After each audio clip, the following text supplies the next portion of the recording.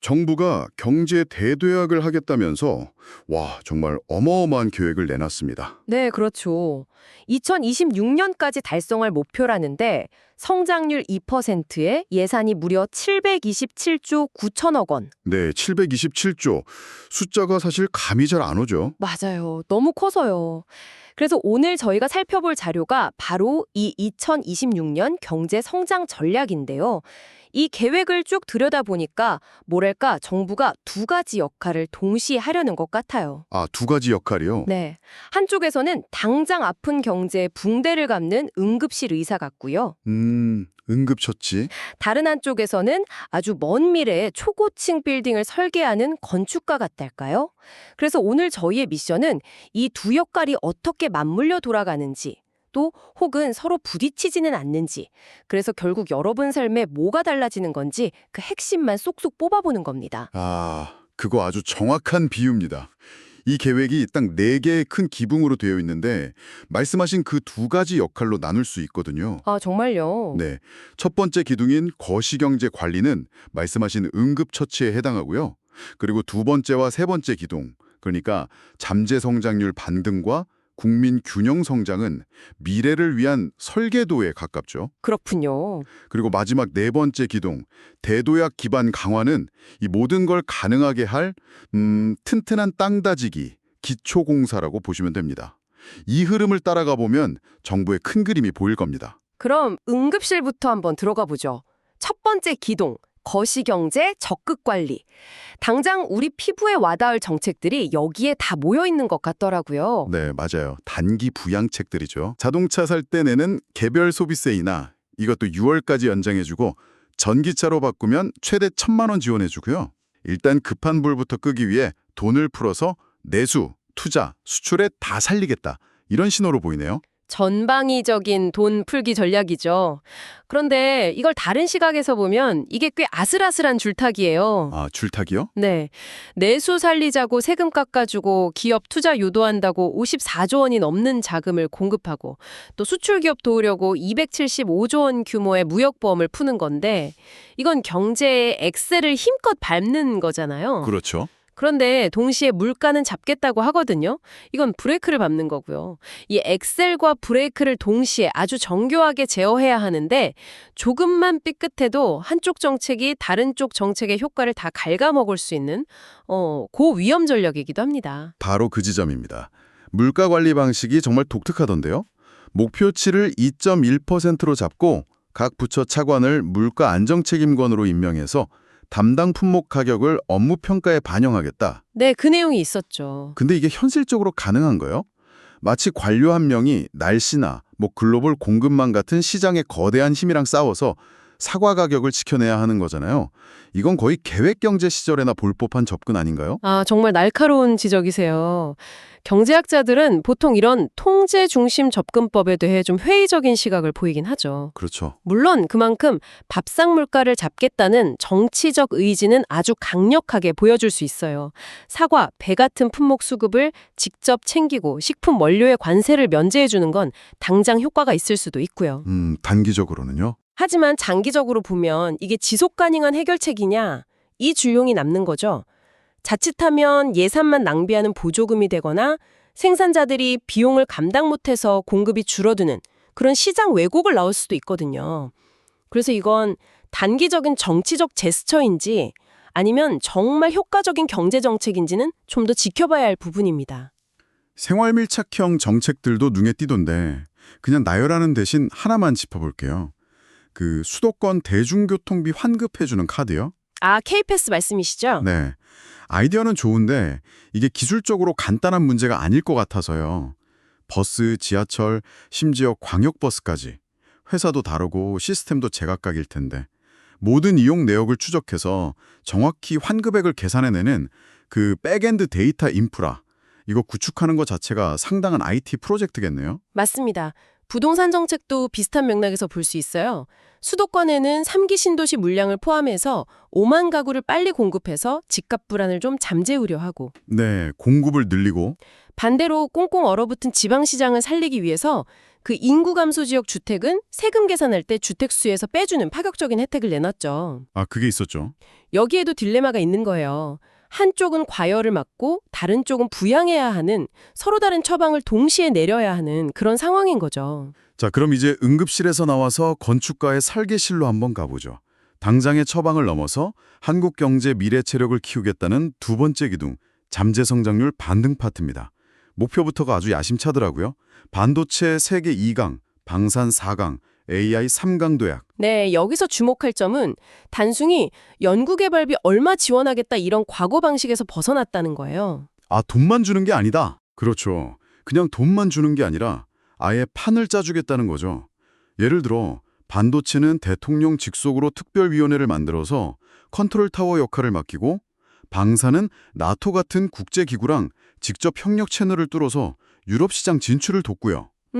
직접 판로를 열어주는 거군요. 네. 그리고 AI는 국가 차원의 컴퓨팅 센터를 만들 민관합작법인 SPC 설립까지 언급하는데, 이건 국가가 직접 인프라를 깔아주겠다는 의미거든요. 그 AI 쪽 계획이 제 눈을 사로잡았어요. 첨단 GPU를 정부가 직접 1만 장 확보하고 2028년까지 5만 2천 장 이상 확보하겠다. 네. 그 내용이 아주 중요하죠. 이건 그냥 예산 항목이 아니라 엄청난 하드웨어랑 인프라 투자잖아요. 혹시 정부가 직접 AI 연구자들을 위한 일종의 클라우드 서비스 제공자가 되겠다는 구상인 걸까요? 바로 그겁니다. AI 경쟁이 결국 얼마나 많은, 그리고 얼마나 좋은 컴퓨팅 자원을 확보하느냐의 싸움이 됐잖아요. 맞아요. 이걸 민간에만 맡겨두지 않고 국가가 전략적으로 직접 자원을 확보해서 산학연에 뿌려주겠다는 거죠. 이걸 더 큰 그림에서 보면 AX, 즉 인공지능 전환이라는 개념과 연결돼요. AI를 그냥 하나의 기술로 보는 게 아니라 제조, 물류, 농업 같은 국가 기간 산업의 DNA 자체를 바꾸는 핵심 동력으로 삼겠다는 비전입니다. 아, 산업의 체질 자체를 바꾸겠다. 네. 그래서 자율주행 시범운행 범위를 도시 전체로 넓힌 실증 도시를 만들겠다는 계획이 바로 이런 비전이 어떻게 현실이 될 수 있는지 보여주는 구체적인 사례라고 할 수 있죠. 이런 미래 산업 얘기는 늘 가심뛰게 하지만 듣다 보면 항상 드는 걱정이 있잖아요. 어떤 걱정이시죠? 그래서 이것도 서울 수도권 얘기 아니야? 하는 거죠. 아, 네네. 세 번째 기둥인 국민균형 성장이 바로 이 문제를 다루는 것 같아요. 수도권 중심의 1극 체제를 5극 3득 체제로 바꾸겠다는 구상이 흥미롭네요. 이건 단순히 지방에 예산을 더 주겠다는 차원을 넘어서는 국토발전 철학의 전환 시도라고 볼 수 있습니다. 철학의 전환이다. 네, 수도권이라는 단일 엔진으로 나라 전체를 끌고 가는 게 아니라 5개의 광역경제권과 3개의 특화지역이라는 여러 개의 엔진을 동시에 돌리겠다는 거니까요. 각 권역별로 성장 엔진 산업을 정하고 규제 특례 같은 정책 꾸러미를 몰아주는 메가 특구를 만들겠다는 게 핵심입니다. 지역을 더 이상 성장의 변두리가 아니라 주도적인 축으로 키우겠다는 거죠. 지방 투자를 늘리기 위한 지방 투자 패키지도 나왔더라고요. 보조금 한도를 2배로 늘려주고 글로벌 기업이 비수도권에 투자하면 현금 지원도 확대하고요. 그런데 보조금을 150억에서 300억으로 늘려준다고 해서 과연 글로벌 첨단 기업이 수도권의 인프라를 포기하고 지방으로 갈 유인이 정말 될까요? 돈만으로는 좀 부족하지 않을까요? 아하, 굉장히 좋은 질문입니다. 그래서 이 계획이 앞서 말한 미래산업 전략과 연결되는 겁니다. 아, 연결이 되는군요. 네, 그냥 아무데나 공장 지으라는 게 아니라 예를 들어 집안에 RE100 산업단지를 만들어서 재생에너지 전력을 안정적으로 공급해주거나 남북권 반도체 혁신 벨트나 배터리 트라이앵글처럼 특정 산업에 특화된 클러스터를 조성하는 식이죠. 인프라를 같이 묶어서. 그렇죠. 그러면 기업 입장에서는 돈뿐만 아니라 그 지역에 가야만 얻을 수 있는 인프라나 인재, 협력사 네트워크 같은 일종의 자기장이 생기는 겁니다.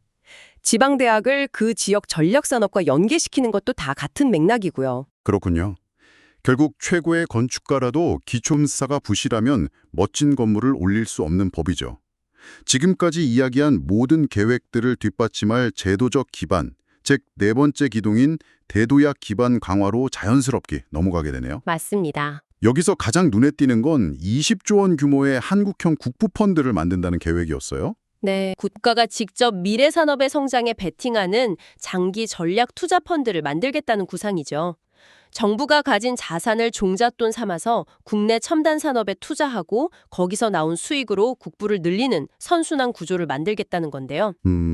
물론 이런 국부 펀드는 정부의 입김에 따라 투자가 비효율적으로 이루어질 수 있다는 리스크나 또 투명한 거버넌스를 어떻게 확보할 것인가 하는 과제도 항상 따라붙습니다. 기업들 발목을 접는다는 킬러 규제 혁파 얘기도 있었어요. 네, 그 부분도 중요하죠.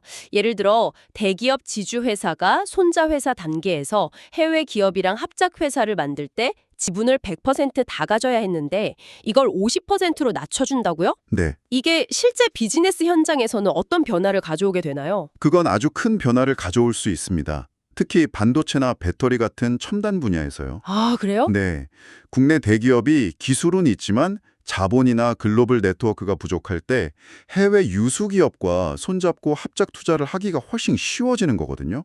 문턱이 확 낮아지는 거죠. 여기에 더해서 경영계가 계속 요구해온 배임죄 개선 방안을 마련하고 기업 활동을 위축시키는 경제 형벌 규정을 30% 줄이겠다. 이건 기업가들에게 이제 좀 더 과감하게 투자하고 도전해도 좋다는 명확한 신호를 보내는 거라고 해석할 수 있습니다. 오늘 정부의 2026 경제성장 전략을 쭉 한번 훑어봤네요. 정리해보면 단기 처방을 내리는 응급실 의사처럼 세금 깎아주고 물가를 잡으려 애쓰는 동시에 미래의 청사진을 그리는 건축가처럼 반도체와 AI 산업을 키우고 국도 전체의 구조를 바꾸려는 정말 방대한 계획이었습니다. 맞아요. 사과 가격부터 휴머노이드 로봇 개발까지 우리 삶의 거의 모든 영역을 아우르는 야심찬 청사진이죠. 단기적인 경기 부양이라는 급한 불과 장기적인 체질 개선이라는 먼 미래, 이 두 마리 토끼를 동시에 잡으려는 시도인데 결국 성공의 관건은 이 각각의 계획들이 얼마나 유기적으로 맞물려서 시너지를 낼 수 있느냐에 달려있을 겁니다. 정부는 산업 전반에 AI를 이식하는 AX라는 거대한 오케스트라를 지휘해서 경제 대도약을 꿈꾸고 있어요. 그런데 여기서 이런 질문을 던져보고 싶습니다. 네. 만약 정부라는 지휘자의 계획보다 민간 기업이라는 연주자들의 AI 기술 발전 속도가 훨씬 더 빨라지면 어떻게 될까요? 우리가 만들어낸 혁신의 속도 자체가 이 잘 짜인 국가 전략을 순식간에 낡은 악보로 만들어버리는 가장 큰 변수가 될 수도 있지 않을까요? 이 질문을 남기면서 오늘 분석을 마무리하겠습니다.